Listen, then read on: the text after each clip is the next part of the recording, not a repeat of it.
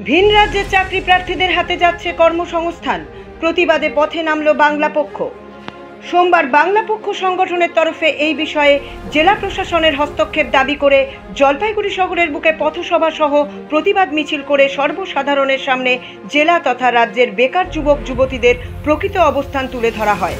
এই প্রসঙ্গে বাংলা পক্ষ জলপাইগুড়ির তরফে প্রকাশ রায় বলেন, বিগত কয়েক বছর ধরে আমরা লক্ষ্য করছি এসএসসি সহ অন্যান্য সরকারি চাকরিগুলোর ক্ষেত্রে ভিন রাজ্যের প্রার্থীরা এসে খুব সহজেই ডোমিসিয়াল সার্টিফিকেট বার করে চাকরির পরীক্ষায় বসে যাচ্ছে, যে কারণে জলপাইগুড়ি সহ উত্তরবঙ্গের প্রকৃত ভূমিপুত্ররা বিএসএফ, সিআরপিএফ সহ বিভিন্ন চাকরি থেকে বঞ্চিত হচ্ছে।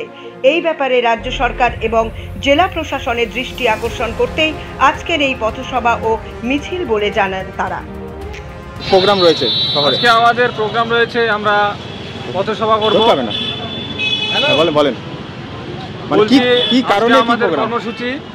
তো বিগত কয়েক বছর থেকে দেখা যাচ্ছে আমাদের এসএসসি জিডি কনস্টেবল পরীক্ষায় বাইরের স্টেটের ইউপি বিহারের বাইরের ছেলেমেয়েরা আমাদের পশ্চিমবাংলায় এসে এসডি অফিস থেকে ফেক ডোমিসিয়াল সার্টিফিকেট বের করে আমাদের পশ্চিমবঙ্গের সংরক্ষিত আসনগুলা এভাবে ওরা আমাদের ওয়েস্ট বেঙ্গলের ছাত্রছাত্রীদের পেটে লাথি মেরে নিয়ে নিচ্ছে। তো এর বিরুদ্ধে আমরা তীব্র নিন্দা জানাই এমনকি আমরা ডিএম এবং এসডিও অফিসের আধিকারিকদের এটাই আমরা অনুরোধ করব, এরপরে যেন কোনো এইভাবে ওনাদের দেওয়া না হয়, সার্টিফিকেট দেওয়া না হয়। মূলত আপনার দাবি কি এটাই রয়েছে? এটাই দাবি আমাদের। আজকে কি করতেছেন? আজকে আপনারা কারা আর কি করছেন? আজকে আমরা সকল এসএসসি জিডি ক্যান্ডিডেটরা এর বিরুদ্ধে রোড শো করছি।